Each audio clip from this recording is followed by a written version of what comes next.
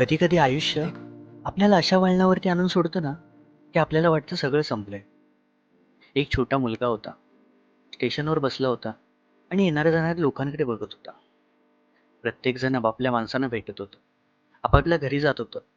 पण तो तो मात्र वाट बघत होता, आपल्या आईची. एक दिवस आहे ना, एका माणसाने विचारलं, अरे का तू इथे बसलेला असतोस?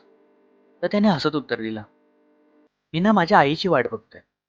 ती मला बोलली होती, मी येतेच थोड्या वेळात, आणि मला माहित आहे ते येईल.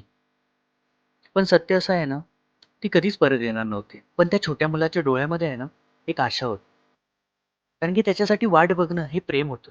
तसंच आपल्या आयुष्यामध्ये आहे ना, कधी-कधी आपण अशा व्यक्तींची किंवा गोष्टींची वाट बघत असतो.